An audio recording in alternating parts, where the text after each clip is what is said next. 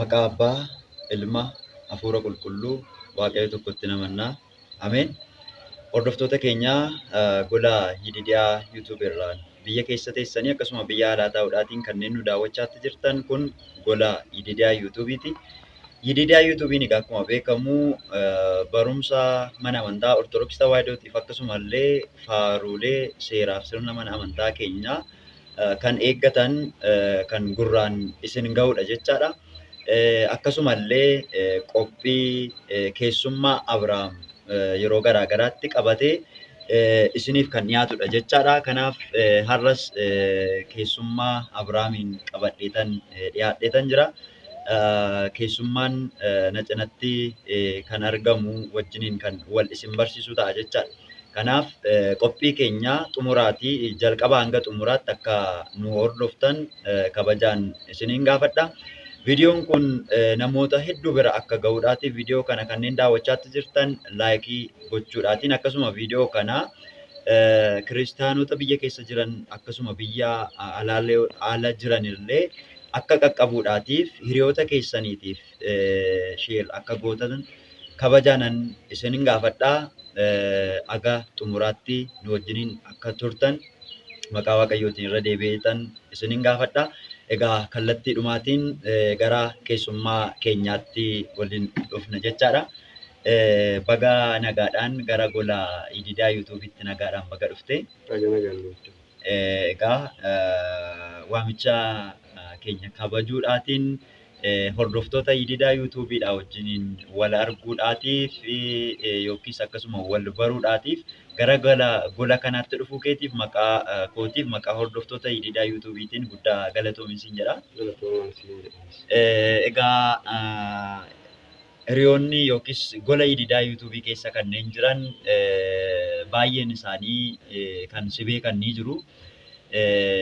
Kanneen kaan immoo faaruu ati maxxansiteedha kan beekanii garuu qaamaan si arganii kan hin beekne jiru jecha. Kanaatiif hordoftoota keenya wajjin wal baruudhaatiif egaa kaan isaanii atiyyuu ni ibsita jedheetanidha. Kanaaf egaa hordoftoonni keenya kan isaan beekuudhaatii qabanii faaruu yeroo baay'ee yeroon laayivii illee seenu kanan faarfadhu hedduun isaanii ni beeku. Jecha keessaa jecha laalee jecha siif ta'uufillee sin faarfadha yaa giiftii koo kan jedhudha. Faaruun yeroo baay'ee kan ittiin isin yaadattu jedheetan yaada. Barsiisaa faarfataa Daaqoon Dinqaa Gabree waliin turtii taasisaatti jirra. Kanaaf faarfataan Daaqoon Dinqaa Gabree eessattidha kan inni dhalate? Duraan dursaa maqaa Abbaa, kan Ilmaa, Hafuura Qulqulluu, Waaqayyo tokko. Ameen. Iddoo kanatti miidiyaa kanarrattis ta'e namoota kiristaanota biyya keessaa fi biyya alaa jiran wajjin sagalee Waaqayyootiin wal argine akka nagaa wal gaafannuuf wal dubbisnuu fi sagantaa kanarratti afeerraa kanaaf qophii kana gochuu keessaniif galatoomaa ulfaadhaa isiniin jecha. Ani kanan dhaladhee ofii koo ibsuudhaaf asuma godina Wallagga Lixaa aanaa Gullisoo magaalaa Gullisoo ganda duwwaa tokko keessatti yeroo ta'u daa'imummaa koorraa achuma manni kiristaanummaa magaalaa Gullisootti argamu suni Qulqulluu Giyoorgisiif Qulqulluu Gabri'eel kan jedhamudha. Iddoo sanatti sirna cuuphaa daa'imummaa geggeeffachuudhaan daa'imummaa kootii kaasee mana qulqullummaa sana keessatti kanan guddadhe yeroo ta'u tajaajilliif kennaan argame kunii fi akkaataan jalqabbii kootii iddoo sanadha. Iddoo sanaaf yaadannoo addaan qabaa jechuun barbaada. Tolee, baay'ee gaariidha. Haa ta'uuti egaa hordoftoonni keenyallee faaruu kan kee addunyaa iddoo hundumaa ga'eetiin jira. Faaruun ati hojjette jechaadha. Gurra amantootaa hedduu bira ga'ee jira. Faaruun kun immoo faaruu jaallatamaa ta'ee namoota hunda biratti egaa kan inni beekamee jiru. Mee faaruun kan kee iddoo hedduu ga'ee kan jiru kuni gara tajaajila faaruu kanaatti gaafa dhuftee jettu waggaa hagam lakkoofsiseera yookaan immoo bara meeqadha gara faaruu hojjechuu kanaatti kanatti? Gaariidha. Gara faaruu kanaatti kanan dhufe gara tajaajila kanaatti kanan dhufe hojii walaloo barreessuu fi yeedaloo hojjechuu kanan jalqabee daa'imummaa koorraa tuuni dubbii amantii bishinaan keessa gadi fageessa illee hin beekin barreessuu kan hin jalqabee fi yeedaloos qopheessuuf yaaluu kan hin jalqabee yeroo ta'u garuu gara tajaajilaatti gara hojii amantaatti kanan dhufe faaruu koos kanan hojjedhee isa jalqabaa gurraa hawaasa kiristaanaa alaaf keessa jiraniin kan hin ga'e bara 2002 jalqabee rakkoo garaagaraatiin mudannoo adda addaatiin galma ga'uudhaaf utuma yaadu galma ga'uu rakkoo baajata garaagaraanis ta'u mudannoo gufuu yeroo yerootti nama mudataniin faarfannaan hojjetamuuf jedhe kuni naannoo waggaa 2 taa'ee bara 2004 hojjetamee xumuramee gurraa hawaasaa uummata kiristaanaa ga'ee erga gurraa hawaasaa ga'ees barnootaa kennuudhaanis ta'ee namoota biratti fudhatama argatee ittiin waaqeffachuudhaaf ittiin hojii waaqayyoo hojjechuudhaaf mana waaqayyoo miidhagsuudhaaf faaruu gaarii ta'ee naaf fudhatameera. Waaqayyoon baay'een galateeffadha. Tolee, baay'ee gaariidha. Egaa hordoftoota keenya gola hidhiidhaa yuutuubii irraatiin kanneen nu daawwachaa jirtan qophiin keenya guyyaa har'aadha. Keessummaa Abrahaam faarfataa barsiisaa Daaqoon Dinqaa Gabreedhaa wajjiniin turtii taasisaatti jirrudha. Qophiin keenya kun egaa akka isinitti tolaa jiru akka waa hubattanii obboleessa keenyarraas akka waa barattan abdii guddaadha kanan qabu. Faarfataa Dinqaa Gabree faaruu hojjete keessaati. Faaruu yeroo jalqabaa fi albeemaa guutuu hojjete keessaa faaruu sana keessatti faaruun Dubroo Maariyaamiin ni jira. Faaruu Dubroo Maariyaam sana keessaati mee dhaggeeffattootni akka isaanii yaadatanidhaa fi mee faaruu kee sana keessaa faaruu kan Dubroo Maariyaamii keessaati mata duree isaa qofaa faaruu tokko mee sagaleedhaan nu dhageessisi. Faaruun qulqulluu qulleettii haadha keenya Dubree Maariyaam kaasettoo hojjetame sana keessatti 2 yeroo ta'u namoonnis lamaansaa haala gaariidhaan beeku. Isaan sana lamaan keessaa tokko oolmaan kee eegifti fuula kee na dhaabee bakkan tuffatamee si harkana qabee kan jedhudha.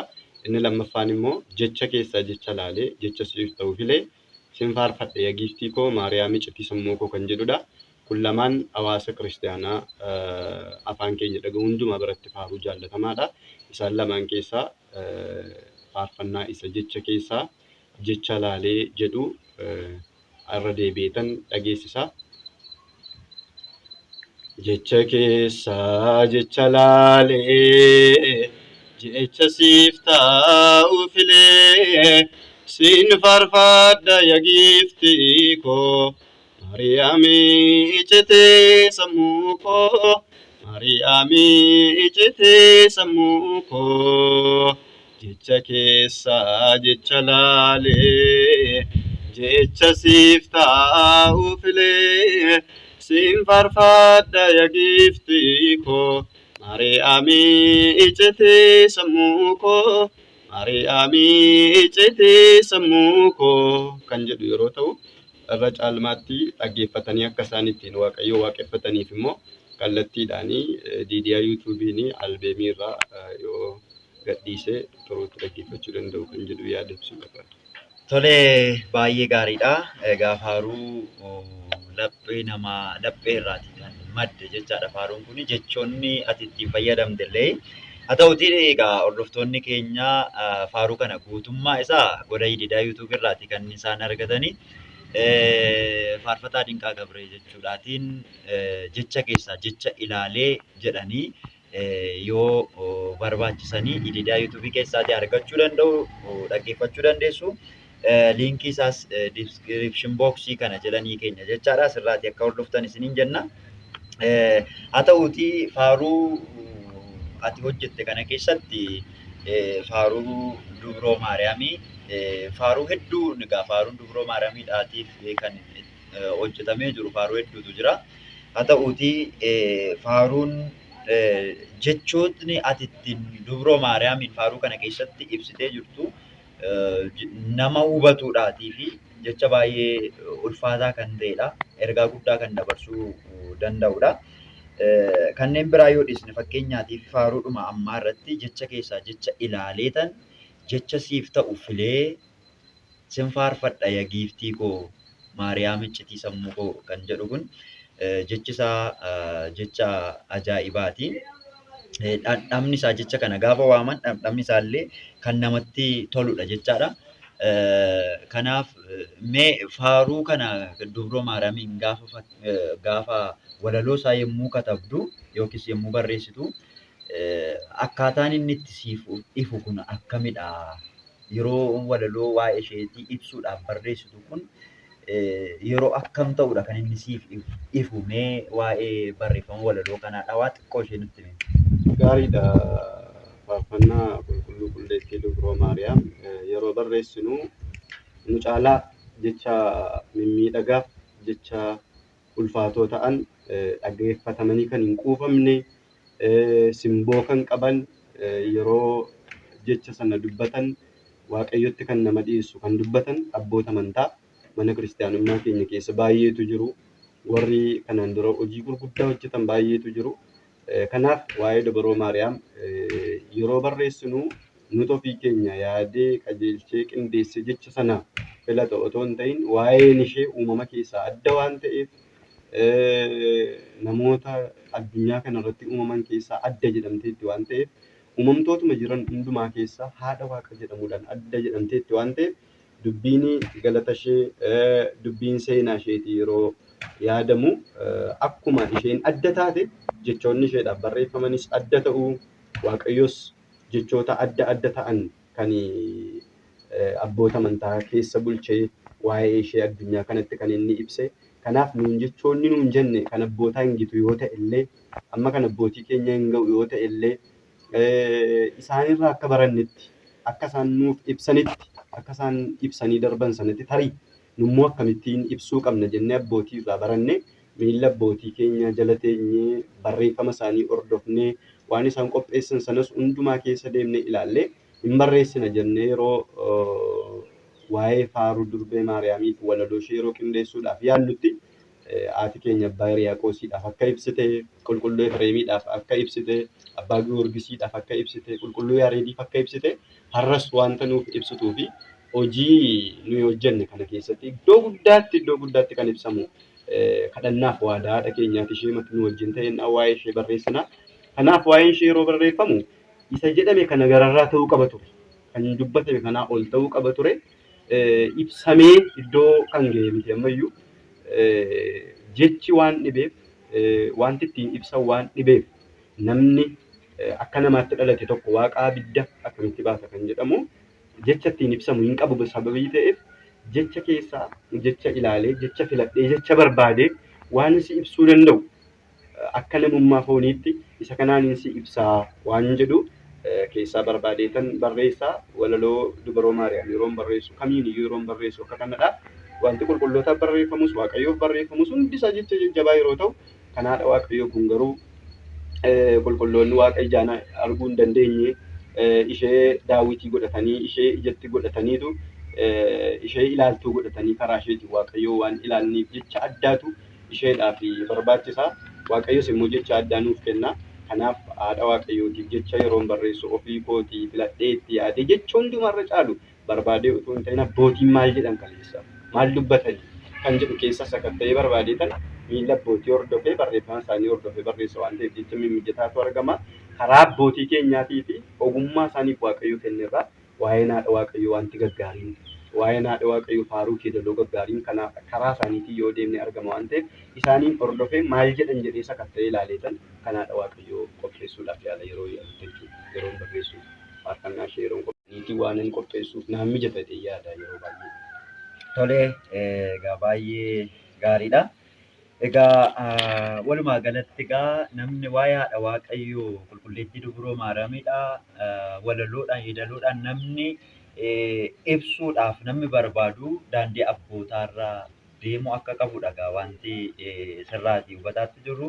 jechoota abbootiin itti fayyadamaa turan sana hordofuudhaan sanatti isa sana barachuu akka ta'edha kan nuti sirraatti dhagaaru. Egaa hordoftoota keenya gola hidhiidhaa yuutuubii keessaan kanneen nu daawwachaatti jirtan qophiin keenya akkuma itti fufetti ta'a. Qophiin keenya guyyaa har'aa keessumaa Abiraam faarfataa barsiisaa Diyaaqoon Dinqaa Gabreedhaa wajjiniin turtii taasisaa jirrudha. Egaa namoonni baay'een faarfataa keenya wajjiniin wal arguudhaatiif fedhii kan qaban arguudhaaf barbaadanii garuu akka isa arguu dhabanillee kan rakkatan namoota baay'eetu jiru. Haa ta'uuti gidduutti wanta jechuudhaati barbaadu faarfataa Diyaaqoon Dinqaa Gabree walaloo barreessuudhaatiin egaa wal nun gaafachiisu tarii namoonni hin beekne yoo jiraate kennaa walaloo yeedaloo akka inni qabu asumaan isin beeksisuun barbaada. Gara kootti gaafan deebi'u yeroo jalqabaatii fi gara faaruutti kanan dhufe walaloof yeedaloo inni hojjeteenidha. Walaloof yeedaloo inni hojjetee faaruu dubroo maaramiitiinidha. Kanan jalqaba gara tajaajilaatti kanan dhufe jechaadha. Faaruun sunis faaruu dubroo maaramidha. Faaruu dubroo maariyaam gaafni keessan beektu dheetan yaada narratti hafe maariyaam narratti hafe inni bara rakkoo bara nun kufee giiftii koo oolmaa keetu narratti hafe haadha koo oolmaa keetu narratti hafe kan jedhudha. Barreessaa walaloo kanaatiif yeedaloo kanaa obboleessa keenya kan jaallannu faarfataa Diyaaqoon Barsiisaa Dinqaa Gabreeti jechaadha. Egaa faaruu kana hojjetee faaruu kanallee anis gara tajaajila faaruu kanaatti akkan dhufuudhaaf fedhiina keessa jiru waan beekuudhaatii fi bara 2007 akkasidha. Bara 2007 gara dirree tajaajila faaruu kanaatti kan na waame isadha jechaadha. Gara kanaatti na fide faaruunni hojjete kanaatiin waliin ta'uudhaatiin kan nuti hojjenne jechaadha. Haa ta'uti egaa faarfataa Dinqaa Gabree obboleessi keenya walaloo miidhagaa ta'eef yeedaloo miidhagaa ta'e kan hojjechuu danda'udha.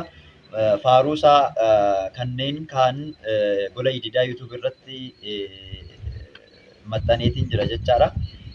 Kaan immoo gara fuulduraatti faaruun hojjete kan yeroo duraa yookiis kan yeroo jalqabaatiif hojjete keessaati faaruusaa asumarraatiin gola hidhiidhaa yuutuubii irraatiin isin biraatiin hin geenyaa asumaan hordoftanii dhaggeeffachuu ni dandeessu. Ammas immoo obboleessi keenya gara fuulduraatti faaruu haaraa ta'ee hojjechuudhaatiif egaa harkasaa jira. Walaloonis ta'e yeedaloon harkasaa wanta jiruudhaatiif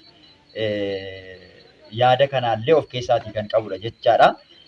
Kanaatii fi obboleessa keenya kanaa wajjin haasa'uu kan barbaaddan wal arguu kan barbaaddan obboleessa keenyaan jabaadhu jettanii isa jajjabeessuu kan barbaaddan yaada keessaniin beekumsa keessaniin humna keessaniin si wajjiniin jirraa jabaadhu jettanii bakka inni jirutti jajjabeessuudhaaf fedhii kan qabdan yaada kan qabdan akkuma isin argaatti jirtan iskiriinii kanarraa lakkoofsi bilbila isaatii asirratti barraa'eetiin jira jechaadha. Kunoo argaatti kan jirtanii lakkoofsa bilbila isaatii kana fayyadamuudhaatiin bilbiltanii fi dubbisuu dandeessu. Yaada qabdan isaa wajjiniin haasa'uu dandeessu. Waa'ee faaruu ilaalchisee akkasuma yookiin waa'ee tajaajilaatiin muuxannoo waggaa dheeraas ni qaba. Haa ta'uutii nama mana amantaatti jabaatudha. Nama kadhannaatti cimee jiraatudha wanta ta'eetiif isa wajjiniin haasa'uu dandeessu. Yaada isaa wajjin wal jijjiiruu dandeessu. Keessumattuu immoo gara tajaajila dirree faarfannaatti dhufuudhaaf kanneen fedhii qabdan kanneen humtillee dirree tajaajilaa kana keessa kanneen jirtanillee obboleessa keenyarraa gorsa guddaa fudhachuu dandeessu.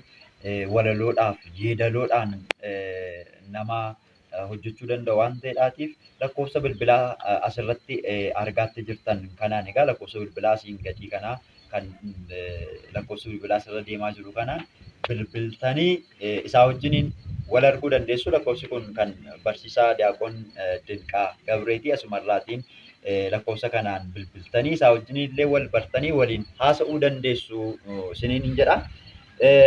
Egaa haa ta'uutii mee amma gara isaattan immoo isin deebisaa Dinqaa amma gara keetti hin deebi'a. Egaa dirree tajaajilaa kana keessatti namni gara addunyaa keessa gaafa jiraatu namni egaa mudannoo hin dhabu. Keessumaayyuu immoo dirree tajaajilaa keessatti mudannoo garaagaraa jira. Mudannoon kun tarii namarraa gara namaatti, bakkaa gara bakkaatti gargar ta'uu danda'a. Kanaaf magaalaa ta'uu danda'a yookiin baadiyyaa ta'uu danda'a. Namni gara tajaajilaatti bobba'ee namni jiru mudannoo hin dhabu. Kanaaf mee amma anillee mudannoo sirra ga'e anumtuu kanan dhaga'ee jira. Mudannoo kanan dhaga'etti nan deebi'a ta'uti. Mudannoo tajaajila keessatti faarfataa dinqaan kan inni hin irraanfanne mudannoota baay'ee jiran keessaatii mee mudannoo tokko dhaggeeffattoota keenyaa fi anatti illee nutti himi. Tola gaariidha. Mudannoon egaa mudannoon jireenya dhala namaa keessatti kan hin dhimnedha. Mudannoon immoo lamadha. Mudannoo gaarii fi mudannoo hamaatu jira sammuu keenya keessatti. Mudannoo gaarii gammachiisoo ta'aniif hin irraanfatamne yeroo hundaa sammuun keenya yaadee kanatu na mudate gaaf tokko jennee kan nuyi yaadnee gammannu baay'eetu jira. Mudannoo akkasiitu narra ga'ee ture jennee kan nuyi hin irraanfanne mudannoo hadhaa, mudannoo suukaneessaa rakkoo qabus baay'eetu jira. Isa keessa Waaqa galateeffachuuf akka nu mijatutti, hojii Waaqayyoo ibsuuf akka nu mijatutti, mudannoowwan karaa namaatiin nu mudatanis karaa garaagaraatiin nu mudatan ibsuurra caala mudannoo gaarii itti Waaqayyo nu ceesisee nu dabarse kan inni ittiin waan gaarii nuuf godhe tajaajila keessatti yaadachuudhaaf. Egaa akkuma beekamu hojiin tajaajilaa naannoo keenya beekamaadha, rakkisaadha, bu'aa bayii qaba, rakkoo qaba waan ta'eef tajaajila kana keessatti wangeela barsiisuudhaaf, faarfannaa faarfachuudhaaf akkuma amma argitu kana kunoo wiilcharii kana saayikilii kana waan deemuu fi gaafa gara baadiyyaa kana deemnu obboloota keenya tajaajiltoota wajjin anaaf dirqama warri tajaajilaaf na barbaadanii gara baadiyyaatti yoo ta'e fardaa yookaan gaangeedhaan ta'uu qaba. Gara magaalaa yoo ta'e rakkoon qabu konkolaataan jira.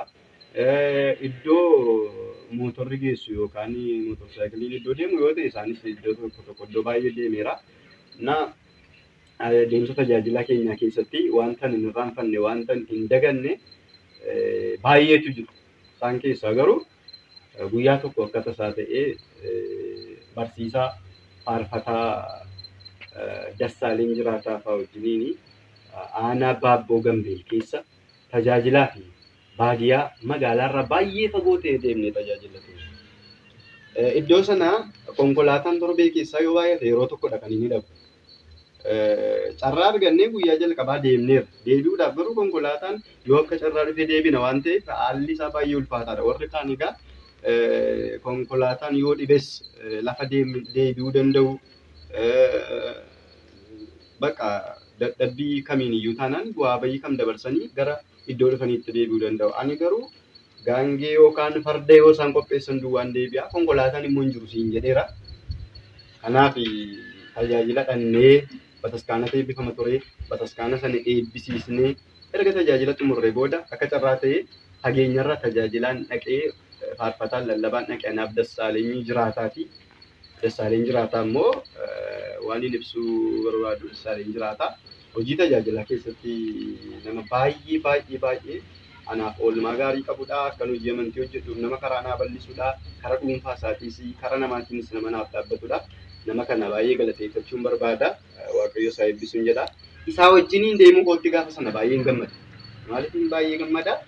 Dassaaleenyi wajjinitu hin deemne ta'etti gaafa sana galuun baay'ee ulfaataadha. Ergi dhannee tajaajillee booda tajaajila xumurree galuudhaaf yeroo jennu torbee keessaa konkolaataan tokko deemti siin jedheera. Dassaalenyi deemuun qaba jedhee ka'ee hundumtuu deemuun qaba jedhanii gara iddoo dhufaniitti deebi'uudhaaf gaafa tajaajila xumurree nama hundumtuu ka'u jarri gaangeen qopheessinee fardan qopheessinee an deebi'uudhaaf rakkisaadha. Warri kaan immoo deebi'anii sokkuudhaaf ka'aniiru dirqama immoo deebinee galuu qabna. Kana booda haalli rakkisaa ta'ee warra koree mana amantaa waamnee deebi'uun dirqamaa konkolaataan torbee keessa si'a tokko qofa dhufti waan ta'eef maaliif gaangeen qopheessine maaliif fardan qopheessine jennaan isaan nu bulchuus hin barbaadu. Tajaajila keenyas jaallataniiru waan ta'eef marartee keenya qabu. Garuu konkolaataan hin dhufu waan ta'eef Dassaalenyiin iddoo sanaa iyyoo yoo isin gaangeen qopheessine ta'ees yoo fardeen qophoofne ta'ees anasitti dhiisee hin deemu. Borasitti hafuu danda'a. Haalli rakkisaan isa mudachuu danda'a. Hin beeku waan isa irra gahu waan ta'eef jedhee gaangee waan dhibdeef fardi waan dhibdeef lafa dheeraa yoo xinnaate sa'aatii 3 ol amma sa'aatii 4tti ta'u dudduma koottiin baadhee fuudhee sokka malee jedhee achii dugdatti na fuudhee ka'e. Dugdatti na fuudhee Dugda isaattis baate. dugda isaatti na baatee na fuudhee ka'e. Dugda isaatti na baatee ijoollee kan na gargaaran warri na wajjiniin lafa tajaajila gaafa naqu ijoollee tokko tokko fudhadhee naqa. Yaakunoota keessaa ijoollee tokko tokko na duukaa dhaqu atis hin beektaa na gargaartee beektaa jechaadha.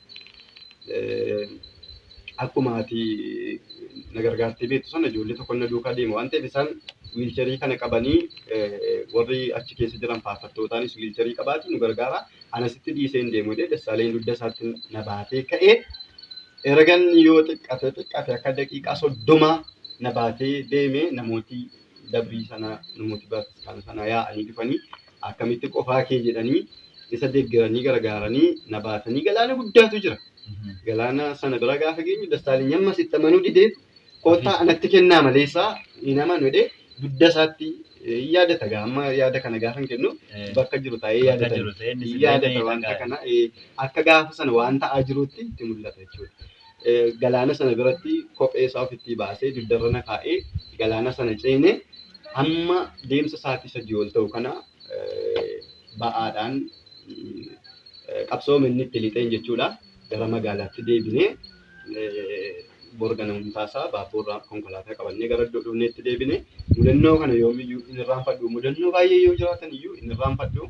Waaqayyos akkaataa kanatti qormaata dachee kana keessa deddeebinee akka tajaajiluuf gatii gaarii akka ittiin argannuu fi dachee kana keessa nu kaa'e waan ta'eef itti gammanna. Kan kana caalus yoo jiraate wanti suukaneessa ulfaataanis yoo jiraate inni kun akka gammachiisaatti hin ilaala. Garuu maaliif qabsoo amantiiti waan ta'eef abbootiin keenya kan kana caaluu dabarsan akka qabsoo amantii cimaatti hin fudhadhatu waan ta'in kana mudannoo koo keessatti hin irraanfadhu. Mudannoo hin irraanfatamnedha. Obboleessi koo sunis waan na wajjin ta'e namoonni gaafasiis waan ta'an hin irraanfadhu. Borisif ta'anis wanti kana fakkaatu yoo jiraate illee namoonni illee kanarraa waan tokko tokko dhaggeeffattoonni kanarraa yeroo dhaga'anii rakkoo xixiqqoo amantii keessatti yoo mudate illee gufuu sana darbanii rakkoo sana darbanii mudannoo tajaajila keessatti nama mudatudha waan ta'eef jedhanii gara tajaajila isaaniitti akka jabaatanii fi hojii waaqayyootti akka jabaatanii ni gorsuu barbaadu. Baay'ee galatoomii. Egaa asirraati wanta guddaadha. Egaa hordoftoonni keenya kan isaan baran, kan isaan dhaga'anii, kan isaan hubatan jedheetan kana yaadu. Egaa hordoftoonni keenya akkuma beekamu Daaqoon Faarfataa Dinqaa Gabreen akkuma beekamu akkuma namoota kaanii miti. Egaa namoonni kaan amma tajaajila keessatti tajaajiltoonni hedduun isaanii qormaata wanta xixiqqoo jiru ilaalanii gara teellaa isaanii gara duuba isaaniitti kan deebi'an baay'ee jiru. Jecha namaatiin wantoota garaagaraa waanuma xiqqoo ilaalanii kan teellaa isaaniitti deebi'an hedduu isaanii jiru jechaadha. Keessumattuu ammallee keessattuu tajaajiltoonni hedduu isaanii yoo ilaalle bakka filatamaa ta'ee, bakka gaarii ta'ee, bakka konkolaataan seenuu danda'u. Sanumarra darbanii immoo kanneen alakooftarallee kanneen barbaadan sadarkaa kanarra gahameetiin jira.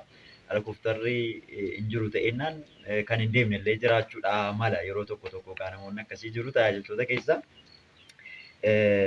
Daaqoon Faarfataa Dinqaa Gabree garuu akkuma argaatti jirtan egaa kan inni ittiin socho'uu danda'u, kan inni irra taa'u, kan inni ittiin socho'u akkuma isin argaa jirtan hordoftoonni keenya ilaalaatti jirtu.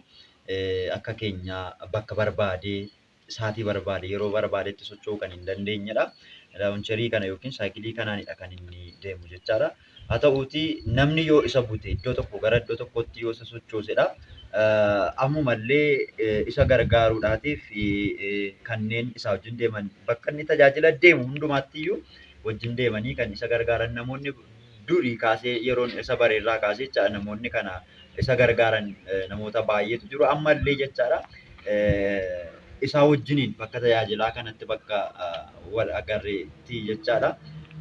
Kan isaa wajjiniin deemaa jiru namni illee jira jechaadha. Kanaaf asumarraatiin warroonni kanaan dura isa jajjabeessuudhaaf bakka inni tajaajilaa deemutti kan isaa wajjiniin deemanii laawuncharii kana saayikilii kana kanneen dhiibaniif ammallee kan isaa wajjiniin jiru jira jechaadha. Kanaaf asumarraatiin egaa eebbifamaa fayyaa ta'a jechuun barbaada. Waaqayyo isaan haa eebbisu kanneen isa cina dhaabbatanii. Kanaaf egaa obboleessi keenya taatee kana keessatti kanneen magaalaa keessa deemanii haala kanaatiin tajaajiluun wanta tokkodha. Hamma ta'e inni kun iyyuu namootuma warra akka barbaadan deemanii ba'anii galuu danda'anitti iyyuu hagam ulfaata. Konkolaataa amma dhattee seentee bakka qabattee ittiin deemuudhaatiif konkolaataadhaan deemuudhaatiif bakka tokko gara bakka tokkotti deemuuf hagam akka ulfaatu isinitti himuu nan gaafatu jecha. Garuu obboleessi keenya kan magaalaa miti baadiyyaa keessa saayikilii kanaan deemeeti jechaadha. Kan inni sagalee waaqayyoodhaa iddoo hundumatti deemeetiin labsu. Kanaaf egaa obboleessi keenya dhugumatti waaqatu humna ta'eetiin malee baay'ee ulfaataadha. Akkaataan itti ibsuu hin qabu jechaani wanta kana ibsuudhaatiif maaliif akkaataa nutumti ittiin deemaa jirru iyyuu baay'ee ulfaataadha. Akkuma nuti ittiin deemnutti garuu inni sadarkaa kana keessa taa'ee waaqayyoon tajaajiluudhaaf baadiyyaadhaaf magaalaadha tun jedhiin haala kana keessa darbeeti jechaadha. Kanaaf obboleessa keenya faarfataa Daaqoon Dinqaa Gabree sadarkaa kana keessa taa'ee kan waaqayyoodhaan tajaajiluuf humna namaa ni barbaada. Namni bira dhaabbachuu ni barbaachisa. Gara baadiyyaatti gaafa deemu namni tokko biraatiin dhabu jechaadha. Kanaaf egaa humna kan taanuuf immoo dirqama isa biraa jiraachuudhaan qabnu. Dirqama isaa wajjin buluu hin qabnu, isaa wajjin ooluu hin qabnu. Bakka inni itti argametti dirqama biratti argamuudha hin qabnu. Yoo argamne baay'ee gaariidha. Yoo kanarraan kan hafe garuu bakka teenyee biyya keessas ta'uu danda'a, biyya ambaas ta'uu danda'a. Obboleessa keenyaan jabaadhu jechi jedhu gaariidha. Kanaaf obboleessa keenyaatiin lakkoofsa amma argaa jirtan kanaan bilbiltanii fi kanneen sagalee kana dhaga'atan kanneen gola Yididaa YouTube irraan daawwataatti jirtan sagaleen keenya simbira ga'aatti jiru bilbiltanii obboleessa keenyaan jabaadhu barsiisaa keenya hafuuraa hojii keetti fufii jabaadhu hamilee godhadhu jettanii hamilee akka itti hortanii fi nutis si wajjiniin jirraa si cina jirraa jettanii yaada keessaniin humna keessaniin beekumsa keessaniin qarshii keessaniin illee obboleessa keenya cina akkasiin dhaabbattan isa amma tajaajilaa jiru kana caalaatti kana caalmaatti akka inni tajaajiluudhaaf akka isa cina dhaabbannu jechuudhaaf ergaa kiyya asumarraatiin isinii dabarsaa. Egaa barsiisaa faarfataa Dinqaanii faarfachuu qofa otoo hin taane wangeela barsiisuudhaan illee dirree tajaajila iddoo garaa garaatti deemeeti kan inni tajaajilu baadiyyaa magaalaa tun jedhin iddoo hundatti iyyuu deemeeti. Haala kana keessa taa'ee kan inni deeme tajaajilu namoota baay'eedhaaf qalbii isaanii kennanii akka isaan wangeela barataniidhaaf sagalee waaqayyoo akka isaan bitamaniidhaatiif nama hojjetaatti jirudha. Sagalee waaqayyoo nama labsaa jirudha. Kanaafiyyuu tajaajila garaa garaa egaa obboloonni keenya keessumattuu biyya hambaa kanneen yookiis biyya alaa kanneen jiranii tajaajila garaa garaa iddoo tokko tokkotti qopheessuudhaatiin yeroo tokko tokko haala tajaajilli namoonni yookiin amantoonni ittiin wangeela baratan fageenyarra illee taa'uudhaatiin kan itti qophii garaa garaa qopheessaatti jiran ni jiru. Anillee iddoo baay'eetti ijoolleen biyya hambaa jiran jechaadha sagantaa hafuuraa guddaa qopheessanii iddoo baay'eetti tajaajila kana irratti argamee jira jechaadha. Kanaaf obboleessi keenya faaruudhaan wangeelaanis tajaajiluu nama danda'udha. Iddoo bakka kamiin baadiyyaas ta'e magaalaa deemee nama tajaajiluu danda'udha. Kanaaf carraa kanaan wanta jechuu barbaadu faarfataa Dinqaa Gabreedhaa. Qophiilee kanneen kana fakkaatan gaafa qopheessitan irratti affeeruu ni dandeessu jechuun barbaada. Kanneen naan dubbisuu barbaadan egaa telegiraamii, waatsaappii akkasuma Yididaa yuutuubii karaa chaanaalii waatsaappiitiinis sooshaal miidiyaa karaa feesbuukiitiinis nu dubbisuu dandeessu. Akkasuma immoo liinkii feesbuukii Daaqoon Faarfataa Dinqaa Gabree kan inni itti fayyadamu liinkii isaa diskiriipshin booksii jala isiniif kaa'a jechaadha. Viidiyoo daawwataatti jirtan kana jala isaa barreeffamni jira. Barreeffama sana yeroo tuqxaniittan barreeffama baay'ee gad isinii fida. Barreeffamoota baay'ee isinii fidu sana keessaati liinkii feesbuukii Faarfataa Dinqaa Gabree kan inni itti fayyadamu achi jala isiniif kaa'a. Isa tuqxanii karaa keessaa seenuudhaatiin Faarfataa Dinqaa Gabree dubbisuu dandeessu, haasofsiisuu dandeessu. Kana malees immoo lakkoofsi bilbila isaatii iskiriinii irratti akkuma isin argaa jirtan kanadha waan ta'eedhaaf isa kanaan bilbiltanii dubbisuu dandeessu, isaa wajjiniin haasa'uu dandeessu isiniin jedha. Amma gara xumuraatti dhufneetiin jirra.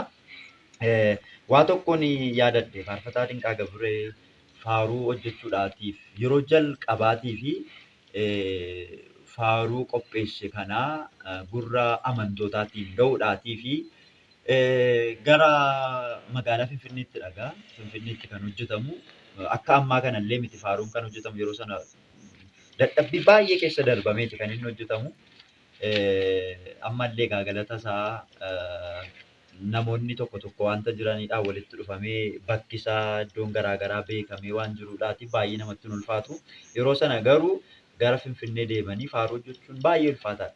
Sana keessatti yeroo jalqabaatiif faarfataa Daaqoon Dinqaa Gabree faaruu hojjechuudhaaf gara Finfinnee deemee faaruu sana garuu utuu hin hojjetin deebi'ee mana isaatti gale wanta jedhamu odeeffannoo akkasii dhagayetan ture. Dhugaadhaa kun? Dhugaadha. Bara 2000 ture yeroon isaa. Walumaa galatti faaruun an hojjechuudhaaf waggaa istuudiyoo galee shaakalamee wanti hundumtuu xumuramee istuudiyootti sagalee kennee gototamuun isaa adeemsa waggaa 4 kan inni gaafate. Waggaa 4 kan inni gaafate. Waraabee wanti hundumaa xumuree maaster kaaseettii koo fudhadhee waggaa 2dha kan inni lafa taa'e. Isa dura garuu waraabamee waggaa 2dha kan inni istuudiyoo keessa taa'e. Maaster kaaseettii harkaan hin qabin jechuudha. Kun akkamitti ta'e mudannoo keessatti mudannoo hamaa fi mudannoo gaggaarii jedhee jalqaba kaaseera. Mudannoo hamaa baay'ee kaasuun barbaachisaa waan hin taaneef hin dhiise. Magaalaa Dambidoolloorra namni baay'ee hojii hafuuraatti na jabeessu jira ture. Akkanii hojii hafuuraa kana fiixaan baasu galmaan gahuu fi humna naaf ta'ee yoon tajaajilee galu gara isaatti akkan galu barbaada. Mana isaa kan dhaqu barbaada. Yeroon tajaajilaaf ba'u qarshii geejjibaaf ta'u naaf kenna. Wantoota mana qulqullummaan dhaqee tajaajilu sanaaf illee ergaaf wanta akka ixaanaa, wanta akka fannoo harkaa kana wanta akkasii bitee natti kennaa tajaajilatti na jabeessa. Darajjee Safuu jedhama. Darajjee Safuu Dambidolloo. Darajjee Safuu jedhama. Nama abbootii amantaatti siqatudha. Nama kadhannaatti nama gaariidha. Namni kuni qarshii baay'ee kuufatee hin qabu sa'aatii sana. Qarshii baay'ee kuufatee hin qabu. Qarshii 20,000 duwwaa akka qabu natti. Qarshii 20,000 of harkaa qaba. Firri isaa tokko carraa biyya alaa argate. Carraa biyya alaa waan inni argateef fira isaa sanaaf qarshii 10,000 ni keesseef. Qarshii 10,000 harkatti hafee jira. 10,000 hafee sana immoo anaaf kenna. Kaaseettii ittiin hojjettaa faarfannaan ati hojjette kuni awwaalamee hafuu hin qabu, dhokfamee hafuu hin qabu, ifa ba'uu qaba waan ta'eef jedhee mana kiraayii keessa ta'a. Sa'aatii sana birrii 20,000 mana bitachuun hin danda'ama. Bara 2000. Yeroo sanatti. Yeroo sanatti. Garuu mana kiraayii keessa taa'ee qarshii kana naaf kennee akka kaaseettii kana hojjedhu gara Finfinneetti na erga. Maqaa isaanii kaasuu kan hin barbaanne ijoollee hiriyoota tajaajilaa 2 qaba. Hiriyoota tajaajilaa kun 2 umuriinis tajaajilaanis warra na caalinidha. Inni qarshii kana kallattiin natti hin kennine. Namoota si wajjin jiran sanatti kenne. Isaanitti kennee dhaqaatii hojjedhaa fi dafee uummata biraa gahudha. Birriin koo kun dafee naaf deebi'u ilaalcha jedhu hin qabun. Dafee uummata bira gahee uummata dhageetti na waaqeffatu. Amantii faarfannaan bara sanaa kan amantaa adda addaatu baay'eedha malee kan keenya kun badaa miti. Kan garramuufaa kan sooriifaadha. Akkuma kanaa kan faarfattoota tokko tokkooti malee hin jiru. Kanaaf dafee kun gabaarra oolee kiristaanonni ittiin waaqeffachuu qabu. Hojiin amantii keenya ittiin bal'achuu qaba. Kennaa akkasii namni qabu kun amma baasuu danda'a. Kanaaf karaa jalqabaa nan banadhee birrii kana yeroo itti kennu walumaan deemne Finfinnee gaafa geenyu shaakala jalqabne. Shaakala jalqabee Zawuduu Amaaree biratti shaakallaa. Zawuduun shaakalaa na jalqabsiisee qabdii akka birrii 1,000 akkas kaffalleerra. Kanarraa kan hafe ijoolleen kana wajjin deddeebinee gara shaakala kana nan naqaa. Guyyaanii beellama istuudiyoo gaheera. Yeroo itti qarshiin kaffalamu. Yeroo itti qarshiin xumuraa kaffalamee istuudiyoon galama. Gaafa itti dhiyaannee jennu qarshii kana kaffalaa jedhanii gaafa nu gaafatan qarshii kana dhiyeessuu hin dandeenye ijoolleen. Maaliif jedhee yeroon gaafadhu haala akkasii ture akkas ture jedhanii sababa adda addaa dhiyeessu turan. Ani qarshii kan kootu hin ta'in tokkoffaa sa'aatii sana qarshii sana argachuun baay'ee ulfaataadha. Baay'ee ulfaataadha. Qarshii haga kanaa namni Hanga nama kanaa gargaaru. namni namaa kennu jechuun nama 2-3 irraa hin argamu ture. Ijoolleen kuni mucaa kana simmiidhu jedhee yaadne anis na miidhu jedhee yaadne garuu beekanii haa ta'u beekina ta'u qarshiin kuniitu hin beekin harka isaanii keessatti badeera. Maaliif akka balleessan hin beeku maal akka ta'es hin beeku. Sana booda hojiin kaaseettii kootii sa'aatii sanaa xumuramee istuudiyoo galuudhaaf jedhu Zawuduu Amaaree baay'ee gaddatu. Guyyaa guyyaatti in hordofa wanta kana keessa beekaa shakkeeras. Shakkeeras akka kanatti isaan hin galan achumatti na dhiisan. Achumatti si dhiisaniitti manatti galan. Kana booda mucaa tokko amma biyya Ameerikaa jirti. Eessa akka isheen jirtu garuu barbaadee argachuu hin dandeenye. Maqaan ishee Li'iilti Laggasee jedhamti. Li'iilti Naggasee. Li'iilti Laggasee jedhamti Giinciidha. Giinci irra. Biyyi ishee Giinciidha. Tarii akka carraa namoonni Li'iilti Naggasee Giinci kan taate namoonni beektanii sagalee kan akka biraan geessanii abdii qaba. Achi keessatti Finfinnee keessatti kan na gargaare amman hojii kana hojjedhee isaan nagatanii galaniiru. Hojii kana isa hafee xumuriitii galii booddee xumuranaan jettee achi keessatti yeroo muraasa ta'e Inxooxxoo Maariyaamii kan turu isheedhumatti mari'attee Inxooxxoo Maariyaamii kan ture bakka sanaa ji'a ja'an taa'e. Ji'a ja'a yeroo ta'u kiraayii manaa ishee kaffala ture. Wanta jireenyaaf barbaachisu isheetu naaf kenna ture. Dabalataan immoo darajjeemti kuni irra deebi'ee akka isaan nagatanii galan waan bareef birrii naa ergatu. Inni jalqabaa sun hin badeetu hin jedhin ati duwwaan jiraadhu rakkoo hin qabu. Inni kun rakkoo hin qabu waaqayyoon fidaa waan isaan godhan immoo ni ilaalla. Waama fedheef ati jiraadhu jedhee birrii naaf erga ture. Sana booda deeggarsa ishee fi deeggarsa Li'iiltii fi deeggarsa Darajjee fi akkasumas deeggarsa Waaqaatiin ji'a ja'a erga naannoo Inxooxxoo ture nan gale jechuudha. Bara 2000. Bara 2000. 2000 galee naannoo 2002 deebi'ee hojii kaaseetii sana xumure. Amma immoo baay'attee gabaarra ooluudhaaf kaaseetii afaan Oromoo kana maaster kaaseetii sana mina markaa fuudhee bitee raabsu. Kan raabsu. Argamu. Hojiin sun dadhabaa waan ta'eef utuu hin ta'in laafaa waan ta'eef utuu hin ta'in afaan kuni ilaalcha hin qabu. Ilaalcha hin qabu yeroo sana fudhatamni hin jiru. Waama namni dhaggeeffatu hin seenu. Waama sagalee waaqa hojii keessatti jedhamaa jiru ittiin fakkaatu waan ta'eef nama harkaa fuudhanii toluma kenni fudhataniillee baay'isanii sabaan ga'uun barbaadan. Kanaaf rakkoo cimaa wanta tureefi ganaa ammas irra deebi'amee barrii walitti curuudhaan namoota deeggarsa gaafachuudhaan hojiin kaaseettii kana baay'isiisu bara 2002 nan jalqabee rakkoo mudate 2002 jechuudha. 2002 istuudiyootti xumure 2004 immoo nan baay'isiise. Adeemsa kana keessa darbinee egaa faarfataa ta'uu yookaan addunyaatti beekamuuf namootatti mul'achuuf faarfataa jabaa ta'anii argamuu miti. Waaqayyoon beeksisuun salphaa miti. Waaqayyoon mul'isuun salphaa miti yookiin mul'achuu fi beekamuu miti wanticha waan ta'eef waaqayyoon beeksisuudha waan ta'eef hojii isaa kana immoo erga waaqayyo akka gototamu godhee waan keessa darbuu qabu qaba waan ta'eef waan keessa ce'uu qabu qaba waan ta'eef isa tokko wanta kana hundumaa keessa darbuu godhe waan ta'eef gaariidha jedhee fudhatee bara 2004 kaaseettii kana gurra hawaasaatiin ga'ee guyyaadhuma waaqayyotti malee hin ta'u waan ta'eef ergasii wanta hojjetamu taannessi wajjin ijoollee si wajjin turan wajjin hojjenne haala kanaan hojjetamee rakkoo kanatu ture jechuudha. Garuu galata waaqayyoo rakkoon gaafa mudatu amantiitti nama jabeessu rakkoon gaafa mudatu amantiin nama mi'aayee akka jiraatu gochuuf waan ta'eef har'a seenaa sana kaasnee galateeffachaa akka dubbannu kan godhe rakkoo sana keessa darbuu keenya. Kanaaf rakkoon suni homaa miti. Homaa miti. Gaariidha.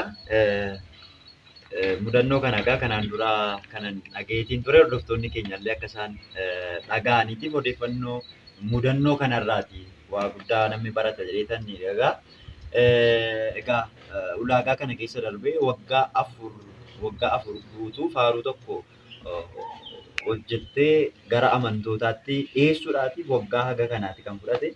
Amma egaa namoonni faaruu ammuma barreessanii ammuma maal jedhanii torbee tokko gidduutti yeroo itti hojjetamaa jirudha haalli mijate.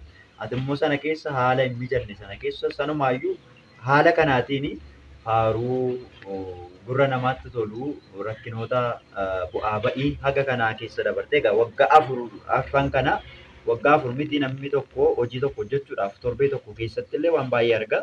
Waggaa 4 kana keessatti egaa namni maal akka inni argu egaa hordoftoonni keenya madaaluu egaa hin dadhabanidha yaada. Kana hundumaatiif iyyuu egaa Waaqayyo wanta godheef ni qaba. Waan hundumtuu immoo gaarummaadhaafidha Waaqayyo kan inni hojjetu waan ta'eetiif. Haa ta'uutii amma gara xumuraatti dhufna hordoftoota keenya. Qophiin nuti isin biraan ga'aatti jirru kun qophii yeroo jalqabaatii fi faarfataa keenya wajjiniin akka wal bartaniif jechaadha. Gara fuulduraatti lakkoofsa lammaffaa isaa kan walitti deebinu ta'a. Bal'inaatiin faarfataa Dinqaa Gabree wajjiniin kan bal'inaa wajjiniin haasofnu ta'a walitti deebinee jechaadha. Akka sanatti garuu viidiyoo asiin daawwataa jirtan kana sooshaal miidiyaa fayyadamtan garee garaagaraa keessatti sheer gootanii namoota hunda biraan akka isin geessanii kabajaanan isiniin gaafadha jechaadha. Amma gara xumuraatti dhufna. Gara xumuraatti gaafa dhufnu faarfataa Dinqaa Gabree gaafa hojjechuu hin turte. Yeroo jalqabaa albeemaa guutuu qofaa kee hojjettee turte. Akkasumallee ana dabalatee faarfattoota kan biraa wajjiniin akkasuma kolleekshiniin hojjettee turte. Walumaa gala namoota hedduudhaa wajjiniin faaruu yeroo ta'e hojjettu ni beekama. Dhiyeenya faaruu haaraa hojjettetu jira. Faaruu dhiyeenya haaraa hojjette sana keessaa faaruu sanaa sagaleedhaan yookiin yeedaloodhaan nu yaadachiisteetu gara xumura qophii keenyaatti dhufnaa jira. Tole faaruu dhiyeenya hojjettee gara waggaa 3 akkasiin ta'a. Faaruun kun yeroo kamirra caalaa faaruun ni kaa'ala. Iddoon itti hojjetames iddoo gaariidha. Akka duraas hormaata baay'ee hin qabu. Kanaaf faaruun kun faaruu 3dha. Tokko ogummaan koosii waaqa koo kan jedhudha. Lammaffaan qooqni koosii shaakalee haalli koosii baree kan jedhudha. Sadaffaan immoo hooggansa kee didee qajeelfama sirrii kan jedhudha. Isaan sana hundumaa keessaa faaruu qalbii jijjiirannaa hooggansa kee didee qajeelfama sirrii jireenyi koo gooftaa baala malee hin qabu firii kan jedhu namoonni yoo dhaga'an kan itti qalbii jijjiirratanii fi barnoota kan of keessaa qabu. Tokkoon isaa walaloonii faarfannaa kan keessatti barreeffame hundi isaa wangeelaa wajjin kan barreeffamedha. Barumsa wangeelaa kan ergaa qaba jechuudha. Hundi isaa ergaa qaba. Wangeelaa wajjin kan deemudha. Buufata tokko irratti sagalee wangeelaatu jira. Lammaffaa irratti jira. Sadaffaa irratti jira. Hundumtiyyuu yoo faaruu kana sirriitti hordofe wangeela irraa barata jechuudha. Qalbii jijjiirrata waan ta'eef namooti haala kam keessa ta'anii iddoo kam jiraatanii dhufanii akka hin jiraanneef Waaqayyo qalbii jijjiirrannaa kaa'ee sababii ta'eef faarfannaa isaa hooggansa kee jedhu kana mata duree isaa uummata dhageessisaa hafuuraan dhaggeeffatanii akka ittiin qalbii jijjiirratan wajjin qabu.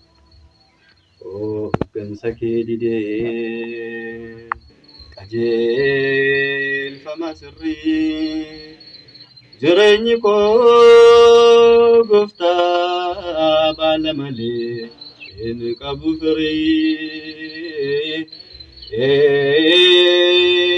Qabu firii hooggansa kee didee qajeelfama sirrii jireenyi koo gooftaa baala malee qabu firii.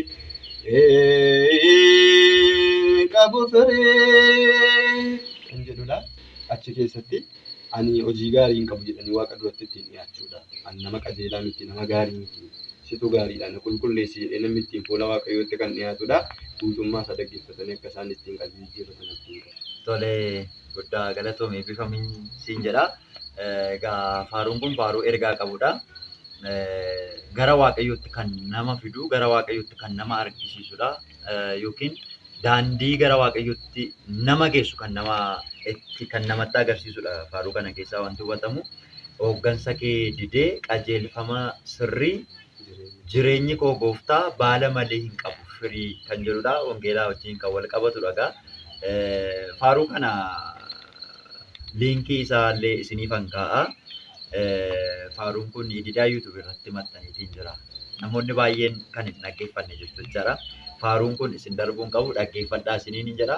Faaruu kana dhaggeeffattanii faaruu kanaan gara qalbii keessan gara Waaqayyootti gara qalbii jijjiirrannaatti gara Waaqayyoodhaa wajjin walitti dhufuutti kan isin fidudha jechaadha. Kanaaf faaruu kana ididaa YouTube irraatii argachuu dandeessu. Achirraatii daawwadhaa isiniin jedha. Qophii keenya har'aatiif qopheeffannee kutaa tokkoffaa kan xumurreetiin jirra jechaadha. Kanaaf qophii keenya har'aaf asuma irratti goolabna. Qophii kan biraatiin deebinee hanga wal agarruutti nagaa ta'aa isiniin jira. Isaan dura obboleessi keenya Daaqon Faarfataa Dinqaa Gabree hordoftoota ididaa YouTubeetiin tarii ergaan xumuraa wanti isaaniif dabarsu hordoftoota isii daawwataa jiranidhaaf ergaa xumuraa kan qabu yoo jiraate carraa xumuraa siifan kenna. Obbolootaan wanti jettu anaanis wanti jettu yoo jiraate. Gaariidha. Hojiin keenya silas hojii wangeelaa faarfannaati waan ta'eef wanti kiristaanaa wajjin wal arguu fi uummata waaqayyoo wajjin walitti dhufuun ergaa karaa jecha gabaabaa ta'e ergaa yeroo dheeraa namni yaadatee ittiin waaqayyoo wajjin jiraatu ergaa gabaabaa dabarsuun baay'ee barbaachisaadha. Kiristaanaa wajjin hojii keenya wajjin waan deemuuf wanti hin jedhu namoonni haala kam keessa jiraatanii akkaataa kamiin jiraatanii haala mijatu iddoo mijatu jiraatanii waaqayyoo wajjin akka jiraatan waaqayyoo irraa akka gargar hin baane haalli waaqayyoo irraa gargar akka nama hin baasne iddoo waaqayyoo irraa gargar akka nama hin baasne haala waaqayyoo wajjin jiraachuuf ulfaataa ta'e hundumaa keessatti qabsoo amantii hirmaachuudha. Waaqayyoo wajjin jiraachuu iddoo waaqayyoo wajjin jiraachuudhaaf ulfaataa ta'ettis laphee ofii waaqayyoof kennanii amman kana ce'utti amman kana darbutti na gargaari jedhanii waaqayyoo wajjin jiraachuu haalli mijataanis mijanni addunyaarra jira waan ta'eef walumaa galatti kiristaanonni uummati kiristaanaa barumsa wangeelaas kan kennamu faarfannaanis kan faarfatamu namni waaqayyoo irraa akka adda hin baane iddoo yaadame akka ga'uuf waan ta'eef jabaatanii akka isaan dhaabbatanii cimanii fi haala kam keessatti iyyuu nama waaqayyoo ta'anii mul'achuuf yaalii akka godhanii gara waaqayyootti akka deebi'aniif waaqayyoo wajjin akka jiraatan dhaamsa kootiin gochuun barbaada. Tolee, galatoomi siin jedha. Egaa hordoftoonni keenya waan guddaa akka nuti akkasiin obboleessa keenya irraatii barattanii akkasiin hubattan abdii guddaadha. Egaa kan inni qabnu egaa faarfataa Daaqon Barsiisaa Dinqaa Gabree gola ididaa YouTubeetti keessumaa biraam ta'uudhaatiin waamcha keenya dhaga'uudhaatiin tole jettee dhufuu keetiitiif maqaa kootiif maqaa hordoftoota ididaa YouTubeetiin guddaa galatoomi siin jedha. Hordoftoonni keenya illee jalqabaa kaastanii hanga xumuraatti qophii keenya nu hordofuudhaatiin kanneen nu wajjiniin turtanii laayik gochuudhaan akkasuma sheer gochuudhaatiin illee kan nu cina dhaabbattan hundumti keessaniyyuu guddaa galatoomaa eebbifamaan isiniin jedha. Guyyaa biraa sagantaa kan biraatiin deebineeti kan nuti walitti dhufnu jechaadha. Aga sanatti nagaa ta'aa isiniin jedha. Kanneen biyya keessa jirtan biyya alaallee kanneen jirtan kanneen nu daawwataa jirtan ididaa YouTubeetiif kanneen maatii taatan jechaadha. Sagantaa biraatiin deebinee walitti dhufna. Obboleessa keenya Faarfataa Dinqaa Gabree wajjiniin illee sagantaa kan biraa qabachuudhaatiin gara keessanitti ni deebina. Kanaaf xumurratti kana isin yaadachiisu Faarfataa Dinqaa Gabreedha wajjiniin waliin haasa'uudhaaf wal baruudhaatiif kanneen barbaaddanii lakkoofsi bilbilaa Faarfataa Daaqon Dinqaa Gabreedha iskiriinii gubbaa irratti akkuma isin argaatti jirtan kanadha waan ta'eedhaatiif bilbiltanii akka isa jajjabeessitan akka isa cina dhaabbattan isiniin jechuun barbaada. Bakkaaf lafa jirtan hundumattiyyuu nagaataa fayyaataa Waaqayyoo isinii wajjiniin haa ta'u nagaa Waaqayyootiin tura guyyaa biraa deebinee waliin.